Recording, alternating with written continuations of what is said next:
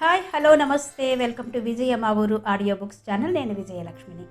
Friends, నవల స్రవంతిలో శ్రీమతి పెబ్బిలి హైమవతి గారి నవల అమృత కలశం ధారావాహికగా మీకు వినిపిస్తున్నాను కదా. మరి ఈరోజు అమృత కలశం నవల ధారావాహిక రెండో భాగం వినిపించబోతున్నాను. ఈ అమృత కలశం నవల విశాఖ సంస్కృతి పత్రికలో సీరియల్గా ప్రచురించబడిన కథ. మరి ఈరోజు మీకోసం శ్రీమతి పెబ్బిలి హైమవతి గారి అమృత కలశం నవల ధారావాహిక రెండో భాగం.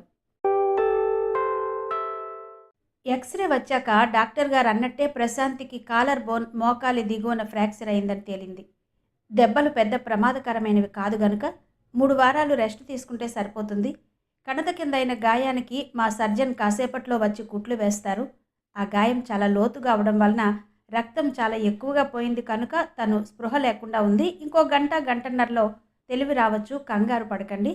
ఏవైనా మీరు చాలా లక్కీ అండి. ఈరోజు దెబ్బ కణత కింద తగిలింది కనుక కేవలం రక్తమే పోయింది. అది సరాసరి కణతకు తగిలి ఉంటే స్పాట్లోనే అంతా అయిపోయి ఉండేది అన్నారు డాక్టర్ గారు సానుభూతిగా. ఈ మాటలు వింటూనే వాసంతి, ఆనందరావులు భయంతో వణికిపోయారు. మరో గంటలో గాయానికి కుట్లు వేసి కాలికి సిమెంట్ కట్టు వేసి ప్రశాంతిని రూమ్కు తీసుకొచ్చి బెడ్ మీదకు చేర్చారు. కూతురికి ఎప్పుడు తెలివొస్తుందా అని ఆనందరావు, వాసంతి ఆదుర్దాగా కూతురి వంకే చూస్తున్నారు. అర్ధరాత్రికి గానీ మెలకువ రాలేదు ప్రశాంతికి. కళ్ళు తెరిచిన ఆమె తన వంకే ఆదుర్దాగా చూస్తూ చెరో వైపున కూర్చున్న తల్లిదండ్రులను చూసి నీరసంగా నవ్వింది.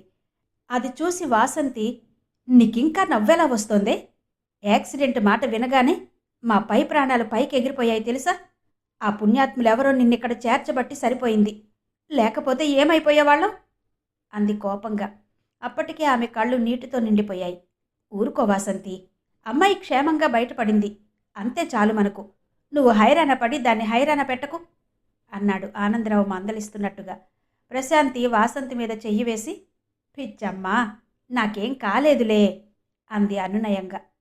శాంతి, కాస్తేమైనా తాగుతావా అని అడిగింది వాసంతి కూతురు వంక ఆరాటంగా చూస్తూ. అబ్బా నాకేం వద్దమ్మా, కడుపులో తిప్పుతున్నట్టుగా ఉంది అంటూ కళ్ళు మూసుకుంది. అలా కాదమ్మా, కొంచెం ఏవైనా తాగితే శక్తి వస్తుంది. అలా ఖాళీ కడుపుతో ఉంటే ఎసిడిటీ ఫామ్ అవుతుంది. డాక్టర్ గారు కూడా చెప్పారు, మెలకు వచ్చాక పాలేమైనా తాగించమని అన్నారు ఆనందరావు అనునయంగా. సరే తీసుకురమ్మా, తాగుతాను అంది అయిష్టంగా ప్రశాంతి. వాసంతి ఫ్లాస్క్లో ఉన్న పాలు గ్లాసులో కొంపి తెచ్చింది. ఈలోగా ఆనందరావు మంచాన్ని కొంచెం అడ్జస్ట్ చేశాడు, కూతురు పాలు తాగేందుకు వీలుగా ఉంటుందని. ప్రశాంతి పాలు తాగేసి నీరసంగా కళ్ళు మూసుకుని పడుకుంది.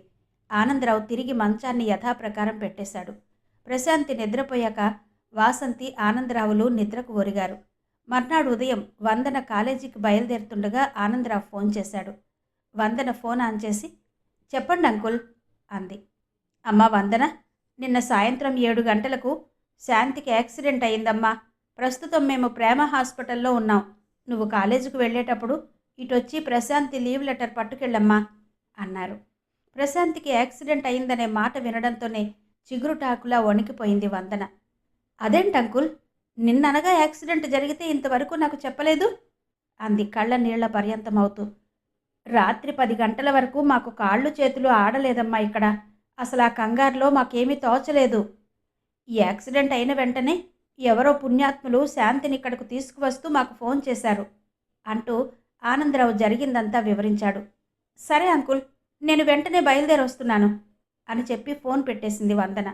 స్నేహితురాలికి దెబ్బ తగిలిందని తెలియడంతోనే ఆ పూట ఆమెకి తిండి కూడా తినాలనిపించలేదు. వెనక నుండి శేషుమాంబ అరుస్తున్నా వినిపించుకోకుండా పరుగులాంటి నడకతో బయటకొచ్చింది. హాస్పిటల్లో బెడ్ మీద ఉన్న ప్రశాంతిని చూడడంతోనే బోరును ఏడుస్తూ, ఎంత పనయింది శాంతి అంది. ఏయ్ పిచ్చి, ఊరుకో, ఇప్పుడేమైందని అంటూ ప్రశాంతి వందనను సముదాయిస్తూ కన్నీళ్లు తుడిచింది. కాదే శాంతి, నిన్న సాయంత్రం టిఫిన్ కోసం నిన్ను బలవంతాన ఆపేశాను. అలా ఆపకుండా ఉంటే నీకు యాక్సిడెంట్ అయ్యేది కాదు. నా మూలంగానే ఇదంతా జరిగింది అంది వందన వెక్కి వెక్కి ఏడుస్తూ. ఊరుకో వందన, నువ్వు అలా ఏడిస్తే నాకు ఏడుపు వచ్చేస్తుంది. నేను ఏడిస్తే కుట్లన్నీ కదిలిపోతాయి అంది ప్రశాంతి గాయాన్ని చూపిస్తూ. ఆ మాట వినడంతోనే గాభరాగా స్నేహితురాలి వంక చూసింది వందన. ఆనందరావు అనునయంగా వాళ్ళిద్దరి తలల మీద చెయ్యి వేసి, ఏంటమ్మా ఇది చిన్నపిల్లల్లా, మీ ఆంటీ ఇంటికి వెళ్ళింది కాబట్టి సరిపోయింది. లేకుంటే తను మీకు జత కలిసేది ఏడ్చేందుకు అన్నాడు వాతావరణాన్ని తేలికపరిచేందుకు. కాలేజీ టైం అయ్యే వరకు హాస్పిటల్లోనే ఉండిపోయింది వందన. ఆ తర్వాత ప్రశాంతి ఇచ్చిన లీవ్ లెటర్ తీసుకుని కాలేజీకి వెళ్ళిపోయింది. ప్రశాంతికి ఇలా యాక్సిడెంట్ అయిందనే వార్త వినడంతోనే కాలేజీ స్టాఫ్ అంతా ఎంతో బాధపడ్డారు. సాయంత్రం అంతా కలిసి ప్రశాంతిని చూసొద్దామనుకున్నారు. జ్వరం మూలంగా జీవన్ ఆ రోజు కాలేజీకి సెలవు పెట్టాడు. అందువలన ప్రశాంత్కి యాక్సిడెంట్ అయిన విషయం అతనికి తెలియదు. హర్షవర్ధన్ అతడికి ఫోన్ చేసి, హలో జీవన్, ఏంటి ఈరోజు కాలేజీకి రాలేదు అని అడిగాడు. కొంచెం ఫీవర్గా ఉండి రాలేదు హర్ష, ఏంటి విశేషాలు అన్నాడు జీవన్. పాపం ప్రశాంతి గారికి నిన్న ఈవినింగ్ యాక్సిడెంట్ అయింది. మేమంతా ఇప్పుడే ప్రేమ హాస్పిటల్కి వెళ్ళి తనని చూసి వస్తున్నాము అన్నాడు. అయ్యో అలాగా, ఎలా ఉన్నారు ఇప్పుడు ఆవిడ అడిగాడు జీవన్ ఆత్రంగా. పర్వాలేదు, కొంచెం మాట్లాడగలుగుతున్నారు. నిజంగా ప్రశాంతి గారు ఎంత మంచివారు జీవన్. ఎవరో పాపను రక్షించబోయి తనిలా హాస్పిటల్ పాలయ్యారు. ఎప్పుడూ అందరిలోనూ తప్పులు వెతికే శంకర్రావు కూడా ఇవాళ ఆవిడను చూసి కంట తడిపెట్టాడు అన్నాడు హర్షవర్ధన్ సానుభూతిగా. నిజమే, ఈ కాలంలో ప్రశాంతి లాంటి వారు చాలా అరుదుగా ఉంటారు. అందుకే వందన గారు ఎప్పుడూ ఆమె కోసం ఎంతో ఆందోళన పడుతూ ఉంటారు. సరే, నేను వెళ్ళి చూసొస్తానండి అంటూ ఫోన్ పెట్టేశాడు జీవన్. ఉదయం నుండి జ్వరంతో బాధపడుతున్న కొడుకు బయటకు వెళ్లేందుకు తయారవడం చూసి, ఇప్పుడెక్కడికి జీవన్ బయలుదేరుతున్నావు? అసలే నీరసంగా ఉన్నావు. నువ్వు ఇలా బయటకు వెళ్ళావని తెలిస్తే నాన్నగారు నిన్నేమీ అనరు. నిన్నిలా వెళ్ళనిచ్చినందుకు నన్ను తిడతారు అంది ఆరాటంగా రామలక్ష్మి. ఎంతో దూరం కాదులేమ్మా, ఇక్కడే దగ్గరలోనే ప్రేమ హాస్పిటల్ ఉంది కదా, అక్కడికి వెళ్తున్నాను. నిన్న సాయంత్రం మా కొలీగ్కి యాక్సిడెంట్ అయితే అక్కడ చేర్చారట. అలా వెళ్ళి ఇలా వచ్చేస్తాను అన్నాడు జీవన్. ఆ మాట వింటూనే, ప్రేమ హాస్పిటల్కా? అయితే నేను వస్తాను. నిన్నొక అమ్మాయికి యాక్సిడెంట్ అయిందని చెప్పాను కదా, తను ఎలా ఉందో ఒకసారి చూసి వచ్చేస్తాను అంది రామలక్ష్మి. సరే అయితే పద, నీలాగే నా కొలీగ్కి కూడా కొంచెం సోషల్ సర్వీస్ ఎక్కువేలే అంటూ బైక్ హాస్పిటల్ వైపు పోనిచ్చాడు. నిన్న సాయంత్రం యాక్సిడెంట్ అయిన ఒక అమ్మాయిని తీసుకొచ్చాము. తను ఏ రూమ్లో ఉందో కొంచెం చెప్తారా అని అడిగింది రామలక్ష్మి ఎంక్వైరీలో. ప్రశాంతి గారు ఏ రూమ్లో ఉన్నారండి అడిగాడు జీవన్. ఇద్దరికీ ఒకే జవాబు రావడంతో తామిద్దరూ చూడాలనుకున్నది ఒకే అమ్మాయిని అని తెలియడంతో ఆశ్చర్యపోయారు. భలే ఉందే ఇది అని నవ్వుకున్నారిద్దరు. వాళ్ళు వెళ్ళేసరికి వందన, వాసంతి అక్కడే ఉన్నారు. వాసంతి రామలక్ష్మిని సంభ్రమంగా చూస్తూ రండి రండి అని ఆహ్వానించి కూతురి వైపు తిరిగి, శాంతి, నేను చెప్పాను కదమ్మా, వీరే నిన్ను హాస్పిటల్కి తీసుకొచ్చి మాకు ఫోన్ చేసింది అంది. జీవన్ మందహాసంతో వారి వంక చూస్తూ తను తెచ్చిన పళ్ళు పక్కన ఉంచి బల్ల మీద పెట్టి దగ్గరలో ఉన్న కుర్చీలో కూర్చున్నాడు. చాలా థ్యాంక్స్ అండి.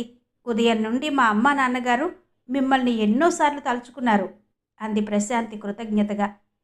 వెంటనే వందన, ఆంటీ మీరు చాలా గ్రేట్ ఆంటీ.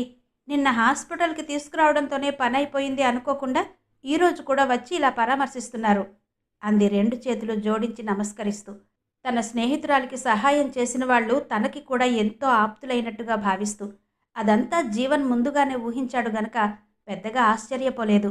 వందన గారు, ఆవిడెవరనుకుంటున్నారు? మా అమ్మగారు. శాంతి గారికి ఇలా జరిగిందని హర్షగారు నాకు ఫోన్ చేసి చెప్పారు. నేను చూసేందుకు వస్తుంటే నాతో పాటు అమ్మ కూడా బయలుదేరింది. తీరా ఇక్కడికి వచ్చాక తెలిసింది మేమిద్దరము వచ్చింది ఒక్కరి కోసమేనని అంటూ నవ్వాడు. ఆ తర్వాత ప్రశాంతి వైపు దృష్టి సారించి, ఎలా ఉందండి ఇప్పుడు అని పరామర్శించాడు. రామలక్ష్మి కూడా, ఎలా ఉందమ్మా నీ ఒంట్లో? దెబ్బల తాలూకా నొప్పులు కొంచెం తగ్గాయా అని అడిగింది ఆప్యాయంగా. తగ్గాయా ఆంటీ అంది ప్రశాంతి. మీ దయ వల్ల మా శాంతి బ్రతికి బట్టకట్టి ఈరోజు ఇలా అందరితో మాట్లాడగలుగుతోంది అంది వాసంతి కృతజ్ఞతగా. అంత మాట ఎందుకులేండి, నేను అలా రోడ్డు మీద పడి ఉంటే మీరు మాత్రం చూస్తూ వదిలేస్తారా చెప్పండి? ఏదో మనిషికి మనిషి సాయం అంతే అంటూ నవ్వింది రామలక్ష్మి. ఆమె నిరాడంబరత్వం వందన, వాసంతిలలో మరింత గౌరవం పెరిగేలా చేసింది. ఆ తర్వాత కొలీగ్స్ ముగ్గురు సరదా కబుర్లలో పడిపోయారు. వాసంతి, రామలక్ష్మిలు తమ కుటుంబ వివరాలు చెప్పుకున్నారు. మా జీవన్ ప్రశాంతితో పాటు లెక్చరర్గా పనిచేస్తున్నాడు. చిన్నవాడు ఇంటర్ సెకండ్ ఇయర్ చదువుతున్నాడు అని చెప్పింది రామలక్ష్మి. మాకు కూడా ఇద్దరే పిల్లలండి. పెద్దవాడు శరత్ అమెరికాలో ఉన్నాడు. ఇక ప్రశాంతి సంగతి మీకు తెలిసిందే అంటూ నవ్వింది వాసంతి. కాసేపు కూర్చున్నాక, మేమిక వెళ్తామండి శాంతి గారు, రెస్ట్ తీసుకోండి అంటూ లేచాడు జీవన్. రామలక్ష్మి కూడా ప్రశాంతికి ఎన్నో జాగ్రత్తలు చెప్పి వెళ్తామన్నట్టు వందనతోనూ వాసంతితోనూ చెప్పి కొడుకు వెంట నడిచింది. వాళ్ళు వెళ్ళిపోయాక కూడా ఆ ముగ్గురు రామలక్ష్మి మంచితనం గురించి ఎంతోసేపు మాట్లాడుతూ ఉండిపోయారు. ఆనందరావు ఆఫీసు నుండి వచ్చాక రామలక్ష్మి వచ్చి వెళ్ళిన విషయం, ఆమె ప్రశాంతి కొలీగ్ తల్లి అనే విషయాన్ని గురించి చెప్పింది వాసంతి. అది విని అతను కూడా ఎంతో ఆశ్చర్యపోయాడు. సింప్లిసిటీ అంటే ఏంటో ఆమెను చూసే నేర్చుకోవాలి. ఎవరికైనా గోరంత ఫేవర్ చేస్తే కొండంత చెప్పుకుంటారు అందరూ. కానీ ఆంటీ గారు చిన్న చిరునవ్వుతో అంతా ఎగరగొట్టేశారు నాన్న అంది ప్రశాంతి. అవునంకుల్, శాంతి చెప్పింది నిజమే. ఆంటీ గారు చాలా మంచివారు. చూడగానే చేతులెత్తి నమస్కరించాలనిపించింది అంది వందన. నిజమేనమ్మా అన్నాడు ఆనందరావు. 2 రోజులయ్యాక ప్రశాంతిని హాస్పిటల్ నుండి ఇంటికి తీసుకొచ్చేశారు. 3 వారాల దాకా కాలికి రెస్ట్ ఇవ్వాలని డాక్టర్ గారు చెప్పడం వలన కాలేజీకి వెళ్లకుండా ఇంటి దగ్గరే ఉండిపోయింది. ప్రతిరోజు వందన వచ్చి స్నేహితురాల్ని పరామర్శించి వెళుతోంది. వాళ్ళిద్దరూ కలిసి బుక్ ఫెస్టివల్లో కొన్న బుక్స్ అన్నీ తీసి ఒకటొకటిగా అన్నీ చదివేసింది ప్రశాంతి. ఆనందరావుకి పబ్లిక్ లైబ్రరీలో మెంబర్షిప్ ఉండడం వల్ల కూతురు అడిగిన బుక్స్ అన్నీ వెతికి తీసుకురాసాగాడు. టీవీ చూడడం పెద్దగా అలవాటు లేని ప్రశాంతి పూర్తిగా పుస్తకాలతోనే నేస్తం కట్టేసింది. తలనొప్పి వస్తుందని చదవడం కాస్త తగ్గించమని వాసంతి మొత్తుకున్నా ఖాళీగా ఉండి ఏం చెయ్యాలంటూ మారాన్ చేసి మరీ పుస్తకాలు చదవడం కొనసాగించింది. డాక్టర్ గారు చెప్పిన 3 వారాల విశ్రాంతి పూర్తయ్యాక ప్రశాంతి కాలేజీకి వెళ్లడం మొదలుపెట్టింది. వందన స్నేహితురాల్ని జాగ్రత్తగా కాలేజీకి తీసుకువెళ్ళి తిరిగి ఇంటి దగ్గర దింపి వెళుతోంది. యాక్సిడెంట్ అయ్యి తిరిగి కాలేజీకి వెళ్లిన మొదటి రోజున అందరూ ఎంతో అభిమానంగా ప్రశాంతిని పలకరించారు. ఎలా ఉన్నారు శాంతి గారు? మీ గూర్చి ఎప్పటికప్పుడు నేను, హర్ష గారు, వందన గారిని అడిగి తెలుసుకుంటున్నావులేండి. మిమ్మల్ని చూడాలనిపించినా మీ ఇంటికొచ్చేందుకు మొహమాటం అనిపించి రాలేకపోయాను. ఏమీ అనుకోకండి అన్నాడు జీవన్. మొహమాటం ఎందుకండి? రావాల్సిందండి.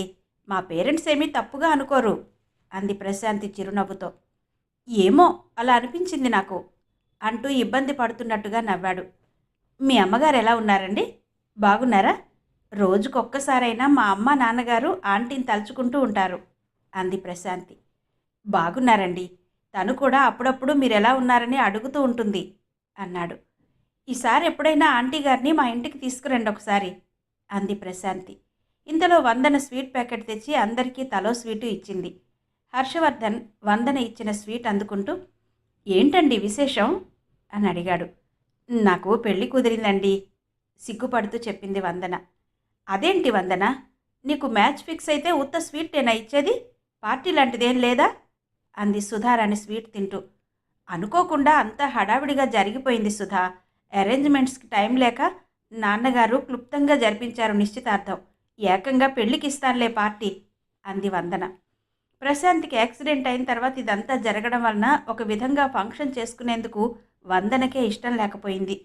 ఇలా పెళ్లి ఫిక్స్ అయిందో లేదో అలా పెళ్లి కళ నీ ముఖంలో కొట్టొచ్చినట్టు కనబడుతోంది వందన. ఇంతకీ అబ్బాయి దేవురు ఏం చేస్తూ ఉంటాడు అని అడిగింది సుధారాణి. తన పేరు గౌతమ్, సాఫ్ట్వేర్ ఇంజనీర్. వాళ్ళ నేటివ్ ప్లేస్ రాజమండ్రే. అయినా వాళ్ళ నాన్నగారి ఉద్యోగరీత్యా హైదరాబాద్ వెళ్ళి సెటిల్ అయిపోయారు. గౌతమ్కి కూడా అక్కడే జాబ్ చెప్పింది వందన. చాలా సంతోషం వందన గారు. కానీ మీరు పెళ్ళై వెళ్ళిపోతే పాపం ప్రశాంతి గారు చాలా లోన్లీగా ఫీల్ అవుతారనుకుంటాను అన్నాడు జీవన్ జాలిగా ఆమె వంక చూస్తూ. భాలేవారండి జీవన్ గారు మీరు. పెళ్లి కుదిరిన దగ్గర నుండి వందన మేమిద్దరము దూరం అవుతున్నందుకు చాలా డీలా పడిపోతోంది. ఇప్పుడు మీ మాటలు తోడైతే ఆ బాధ మరింత పెరుగుతుంది అంటూ వందన వైపు తిరిగి, జీవన్ గారి మాటలకేం గాని నువ్వు అనవసరంగా వర్రీ అవకే వందన. అయినా రోజుకొకసారి మనం ఫోన్లో మాట్లాడుకుంటూనే ఉంటాం. ఇంక దూరం ఎలా తెలుస్తుంది అంది ప్రశాంతి ఓదార్పుగా వందన భుజం మీద చెయ్యి వేసి. పెళ్లి కుదిరినందుకు సంతోషంగానే ఉన్నా ఇలా స్నేహితురాల్ని విడిచి వెళ్తున్నందుకు వందనకి చాలా బాధగా ఉంది. ఏకకాలంలోనే ఎండా వాన కలిసి వచ్చినట్టుగా బాధ, సంతోషం ఆమె ముఖంలో తొంగి చూస్తున్నాయి. అయితే వందనలా ప్రశాంతి తన ఫీలింగ్స్ని పైకి వ్యక్తం చేయకపోయినా ఆమె ముఖంలో కదలాడే బాధ వీచికలు జీవన్ దృష్టిని దాటిపోలేదు. ఎంతో ధైర్యవంతురాల్లా కనిపించే ప్రశాంతి అంత బేలగా మారడం ఎప్పుడూ చూడని జీవన్ కొంచెం ఆశ్చర్యపోయాడు. ఆమె ఇంటికి వెళ్ళాక కూడా ఆమెను గుర్చే ఆలోచిస్తూ ఉండిపోయాడు. ఇంట్లో తల్లిదండ్రులకు ప్రశాంతి గురించి చెప్పిన విషయాలనే 10 సార్లు చెప్పసాగాడు అతను. కొడుకు చెప్పిందంతా విని ఊరుకున్నాడు కృష్ణమూర్తి. ఎందుకంటే కాలేజీలో జరిగే సంగతులన్నీ తరచూ కొడుకు ఇలా చెప్పడం పరిపాటే గనుక అతడు అంతగా పట్టించుకోలేదు. కానీ రామలక్ష్మి మాత్రం కొంచెం ఆలోచనలో పడింది. గతంలో జీవన్ చెప్పే విధానానికి ఇప్పుడు చెప్పేదానికి ఏదో తేడా ఉన్నట్టు అనిపించింది ఆమెకు. ప్రశాంతి గురించి చెప్తున్నప్పుడు అతడి ముఖంలో మెరిసే కాంతి ఆమెకు కొత్త అర్థాలు చెప్పింది.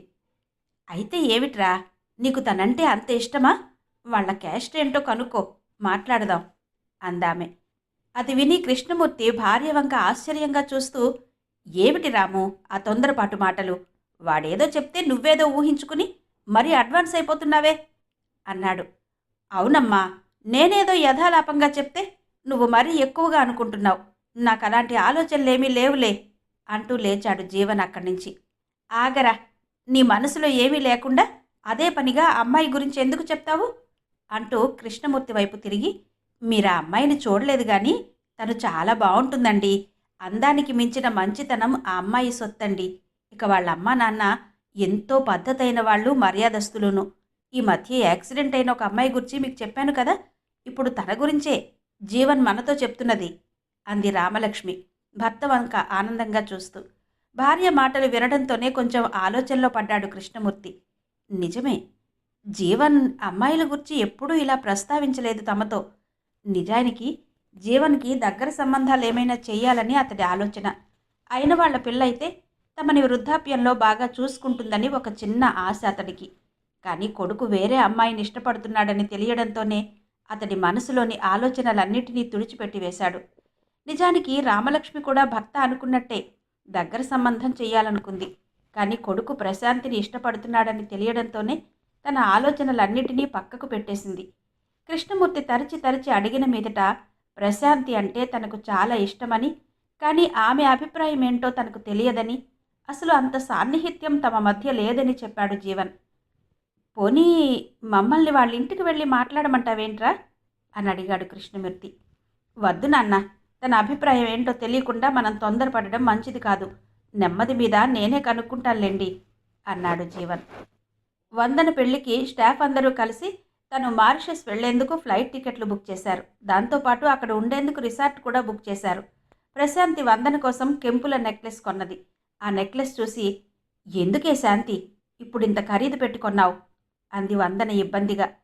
నీకేం చేసినా ఎంత చేసినా తక్కువే వందన, ఏదో నా సరదా కొద్దీ కొన్నాను, ఇంకేం మాట్లాడకు అంది ప్రశాంతి. ఆ నెక్లెస్తో పాటు తాను రాసిన కవిత వందన చేతిలో పెట్టింది ప్రశాంతి. సృష్టిలో తీయనిది స్నేహం అయితే ఆ స్నేహానికి నిర్వచనం నువ్వే నాకు. మళ్ళీ తిరిగి రానిది బంగారు బాల్యం అంటారు పెద్దలు. ఆ మాట అక్షర సత్యం కదూ మన విషయంలో. బుడి నడకలతో ఆనాడు నా చేయి అందుకున్నావు. ఈనాటికి వదలలేదు నువ్వు. కష్టంలోనూ సుఖంలోనూ తోడై నిలిచి నా వెన్నంటి ఉన్నావు. ఎన్ని జన్మల పుణ్యమో నీ చెలిమి నాకు లభించడం. జీవితం ఒక యుద్ధం, పోరాడి గెలవాలన్నావు.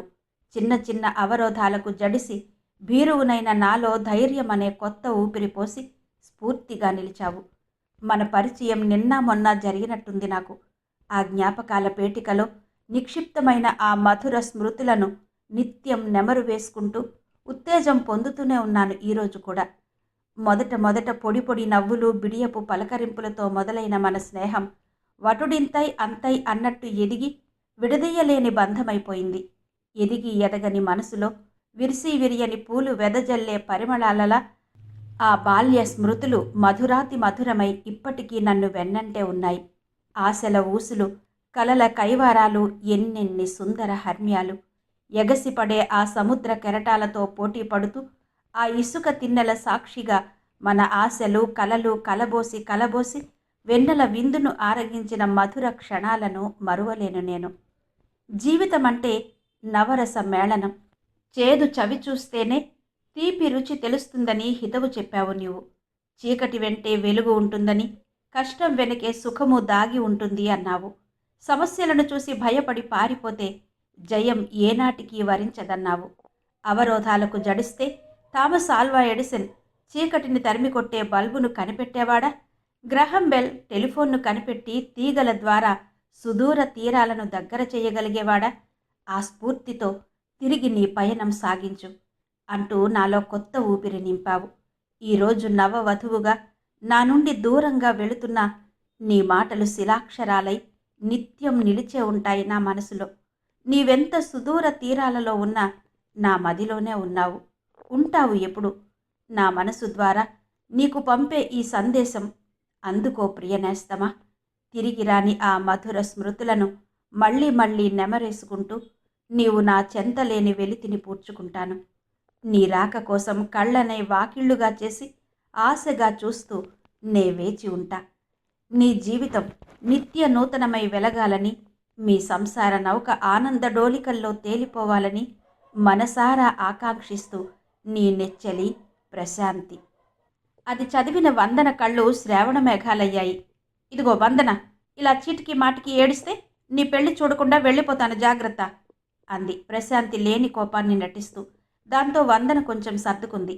వందన దూరంగా వెళ్ళిపోతున్నందుకు ప్రశాంతికి తన శరీరంలో నుండి ఒక భాగాన్ని బలవంతాన వేరు చేస్తున్నట్టుగా ఎంతో బాధగా అనిపించసాగింది. తెలియకుండానే కళ్ళ వెంట నీళ్లు కారిపోసాగాయి ఆమెకు.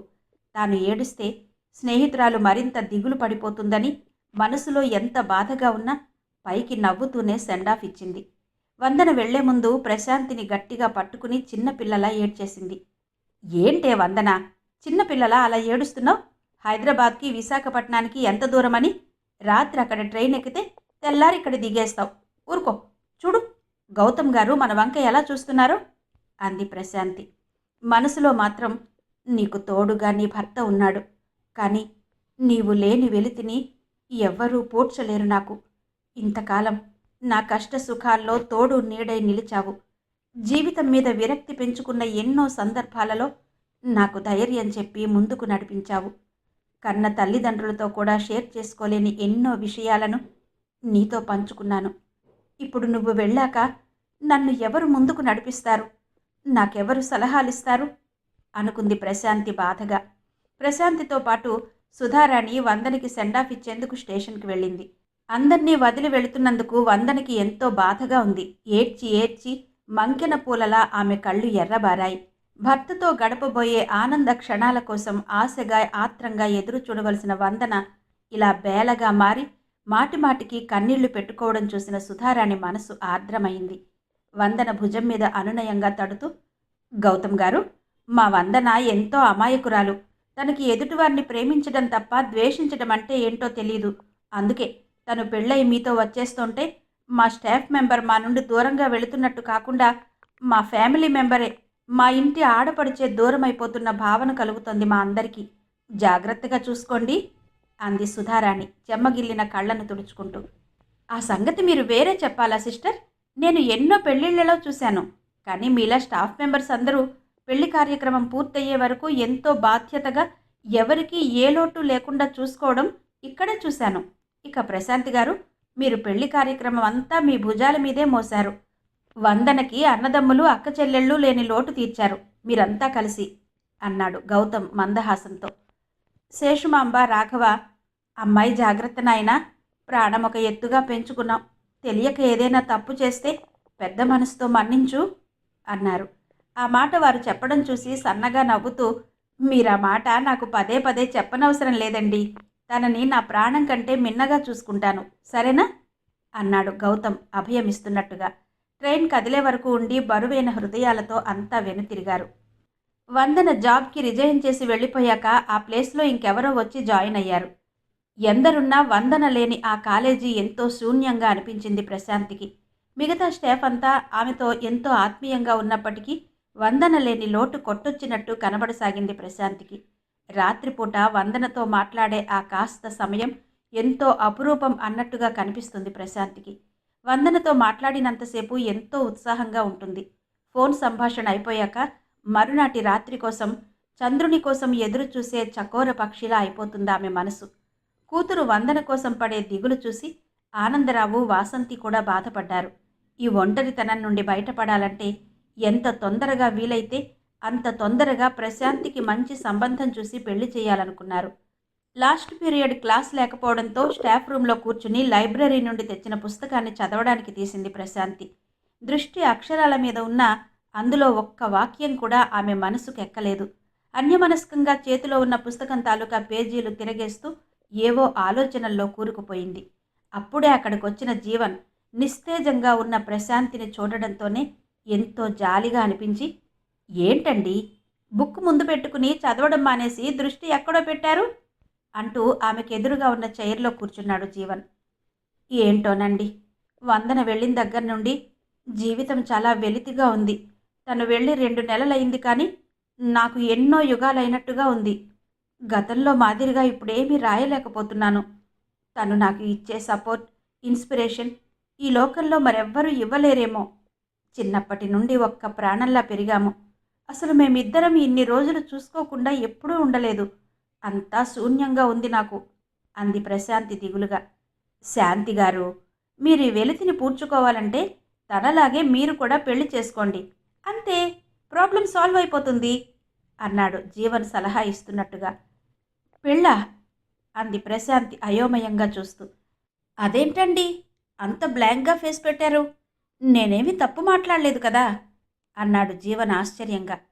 మీరేమీ తప్పు మాట్లాడలేదు రండి అంటూ ఆ పైన సంభాషణ పొడిగించడం ఇష్టం లేనట్టుగా, ఏమీ అనుకోకండి, కొంచెం పనుంది, వెళ్తాను అంటూ హ్యాండ్ బ్యాగ్ తీసుకుని చరచరా బయటకు నడిచింది. తానిటు మాట్లాడుతుంటే ఆమె అంత సడన్గా ఎందుకలా లేచి వెళ్ళిపోతుందో అర్థం కాలేదు జీవన్కి. స్టాఫ్ రూమ్లో ఎవరూ లేరు గనుక తన మనసులో మాట చెప్పేందుకు ఇదే మంచి సమయం అనుకున్నాడు అతను.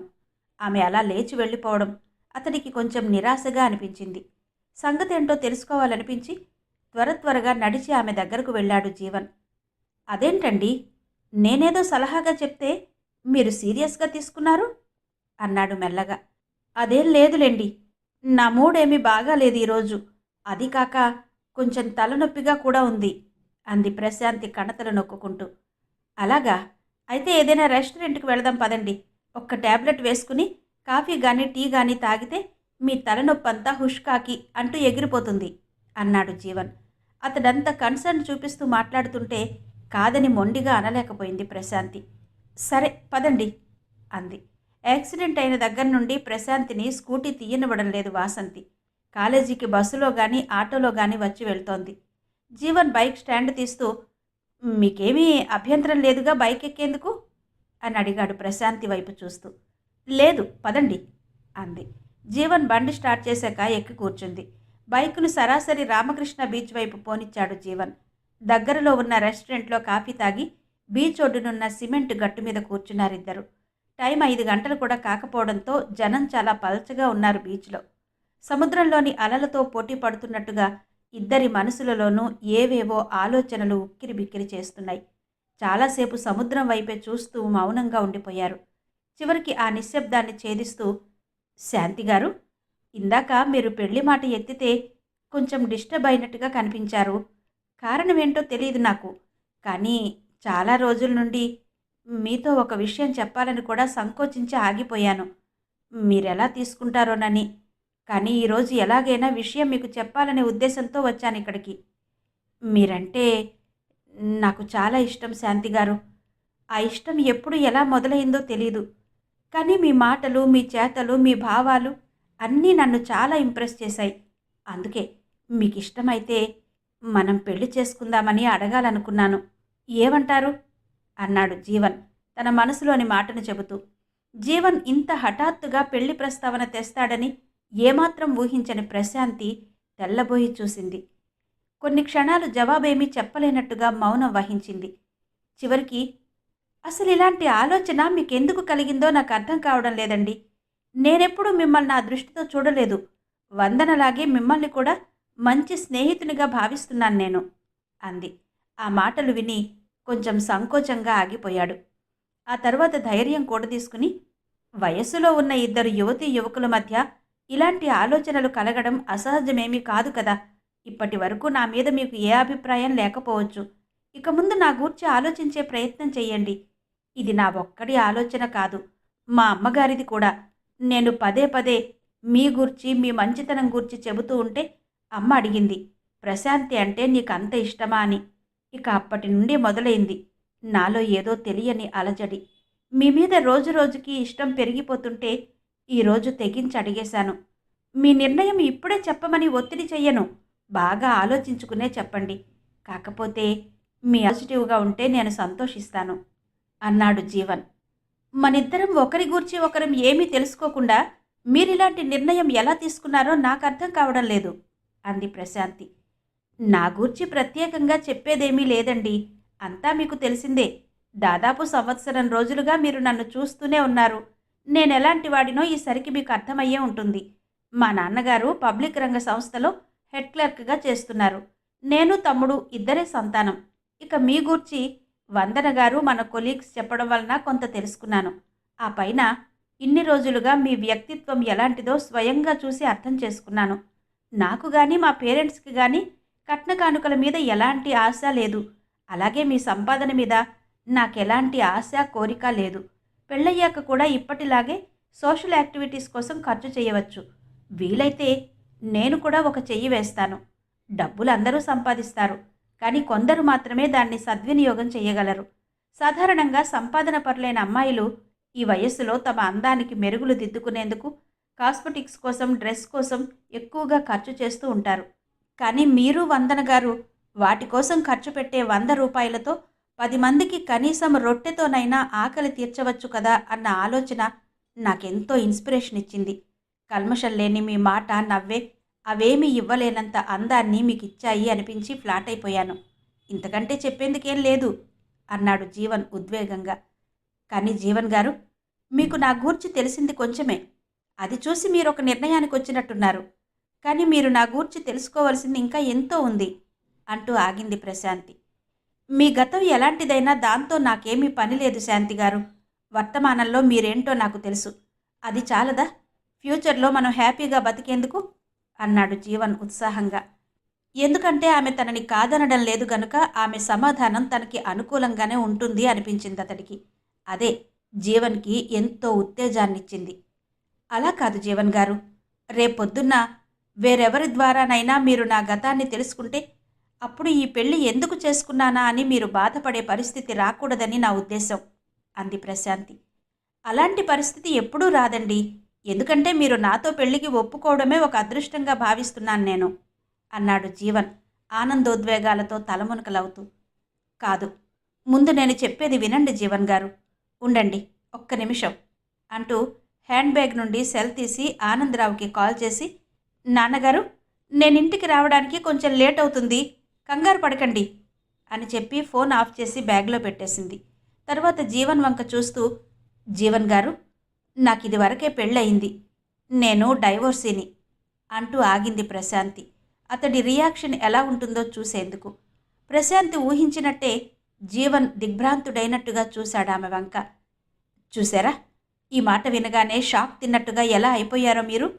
అందుకే మీరు వద్దన్నా నా గతమేంటో చెప్తానన్నాను అంది ప్రశాంతి. చచ, అదేం లేదు, నేనేం షాక్ తినలేదు. మీకు పెళ్ళయిందనే విషయాన్ని విని మీలాంటి మంచి అమ్మాయిని చేజార్చుకున్న ఆ దౌర్భాగ్యుడెవరా అని అలా చూశాను, అంతే అన్నాడు జీవన్. సరే చెప్పండి, వింటాను. కానీ ముందే చెప్తున్నాను నేను, ఇది విన్నాక కూడా నా నిర్ణయంలో ఎటువంటి మార్పు ఉండదని అన్నాడు జీవన్ అదే ఇష్టంతో ఆమె వంక చూస్తూ. ఓకే, వినండి అయితే. చిన్నప్పటి నుండి నా వ్యక్తిత్వం ఎలా రూపుదిద్దుకుందో, అత్తింట్లో నేను ఎదుర్కొన్న పరిస్థితులేంటో, అవి విడాకులకు ఎలా దారి తీశాయో చెప్తాను. మా అమ్మగారి ఊరు అనకాపల్లి దగ్గర ఉన్న Chodavaram. The great writer Bina Devi గారి జన్మస్థలం కూడా అదే. నాకంటే ముందు అన్నయ్య, వాడి పేరు శరత్, వాడి తర్వాత నేను పుట్టాను. ఆ సమయంలో వరకట్న చావులు, వేధింపులు చాలా ఎక్కువగా ఉండేవట. పేపరు తెరిస్తే చాలు 2-3 అయినా ఆ చావు వార్తలే ఉండేవట. అందువలన ఆడపిల్లను కనడం ఏదో పెను ప్రమాదం ముంచుకొచ్చినట్టుగా భావించేవారట చాలామంది. ఇప్పటిలా కడుపులో ఉన్న బిడ్డ ఆడో మగో స్కాన్ ద్వారా తెలుసుకునే అవకాశం 1984 ప్రాంతాల్లో అందరికీ అందుబాటులోకి రాలేదట. అప్పుడు మగపిల్లవాడిని కనడమే ఒక ఘనకార్యంలా భావించేవారట. మా మేనత్త, పెద్దమ్మగారులిద్దరికీ కూడా 2 మగపిల్లలు కలగడంతో వాళ్ళు చాలా గొప్పగా ఫీల్ అయ్యారట. ఆ సమయంలో నేను పుట్టాను. తనకి ఆడపిల్ల కలిగినందుకు మా అమ్మ చాలా బాధపడిందట. వాళ్ల దగ్గర తన ప్రత్యేకత ఏదో తగ్గిపోయినట్టుగా అంటూ చెప్పుకుపోతోంది ప్రశాంతి. అమృత కలశం. శ్రీమతి పెబ్బిలి హైమవతి గారి నవల ధారావాహిక 2వ భాగం విన్నారు కదా. మిగిలిన కథ తర్వాతి భాగాల్లో వినిపిస్తాను. అంతవరకు సెలవు. నమస్తే.